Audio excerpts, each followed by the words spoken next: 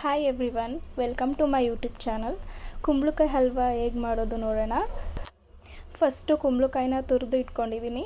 ಸಕ್ಕರೆ, ಹಾಲು, ದ್ರಾಕ್ಷಿ, ಗೋಡಂಬಿ, ಬಾದಾಮಿ ನಿಮ್ಮ ಆಪ್ಷನಲ್, ಒಂದು ಏಲಕ್ಕಿ just for flavour, milk powder ಏನಕ್ಕೆ ಯೂಸ್ ಮಾಡಿದ್ದೀನಿ ಅಂದರೆ ಲಾಸ್ಟಲ್ಲಿ ಹೇಳ್ತೀನಿ. ಫಸ್ಟ್ ಒಂದು ಪ್ಯಾನ್ಗೆ ತುಪ್ಪ ಹಾಕ್ಕೊಂಡು ದ್ರಾಕ್ಷಿ, ಗೋಡಂಬಿ ಎರಡು ರೆಡ್ ಕಲರ್ ಬರೋ ತನಕ ಫ್ರೈ ಮಾಡ್ಕೊಬೇಕು.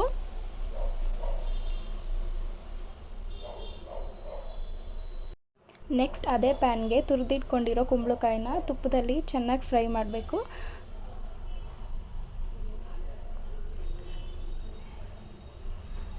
ಲೈಕ್ ಅದು ಕಲರ್ ಚೇಂಜ್ ಆಗಬೇಕು. ಫ್ರೈ ಮಾಡ್ತಾ ಮಾಡ್ತಾ ನಿಮಗೆ ಸ್ಮೆಲ್ ಅಲ್ಲೇ ಗೊತ್ತಾಗುತ್ತೆ.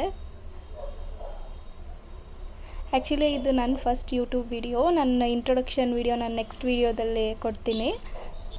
ಸೊ ಚೆನ್ನಾಗಿ ಫ್ರೈ ಮಾಡ್ಕೊಬೇಕು. ನೋಡಿ, ಅದು ಸ್ವಲ್ಪ ಕಲರ್ ಚೇಂಜ್ ಆಗುತ್ತೆ.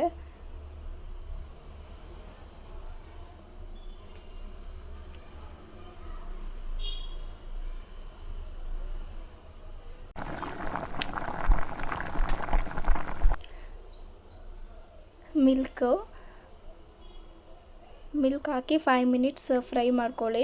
ಅದು ಸ್ವಲ್ಪ ಡ್ರೈ ಆಗಬೇಕು. ಹಾಕಿರೋ ಹಾಲೆಲ್ಲ ಫುಲ್ಲು ಹೀರ್ಕೋಬೇಕು.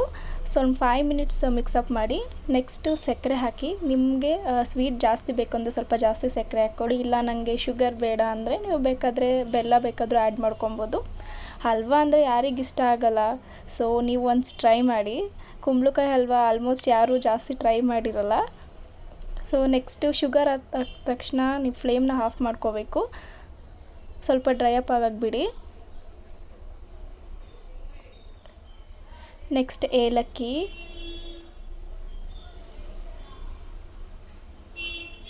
ಹಾಕಿ ಮಿಲ್ಕ್ ಪೌಡರ್. ನಾನು ಫಸ್ಟ್ ಹೇಳ್ದಂಗೆ ಮಿಲ್ಕ್ ಪೌಡರ್ ನಾನು ಯಾಕೆ ಯೂಸ್ ಮಾಡ್ತೀನಿ ಅಂದರೆ it's give A khoa flavour ಕೊಡುತ್ತೆ. ತುಂಬ ಚೆನ್ನಾಗಿರುತ್ತೆ ಫ್ಲೇವರು.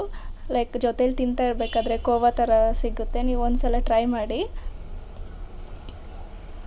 ಮಿಲ್ಕ್ ಪೌಡರ್ ಹಾಕಿ ಒನ್ಸ್ ಮಿಕ್ಸ್ ಮಾಡಿ ನಂತರ ದ್ರಾಕ್ಷಿ, ಗೋಡಂಬಿ ಹುರಿದಿಟ್ಕೊಂಡಿರೋದು ಹಾಕಿ ಒಂದು ಸ್ವಲ್ಪ ಹೊತ್ತು ಅದನ್ನು ಆರಕ್ಕೆ ಬಿಡಿ.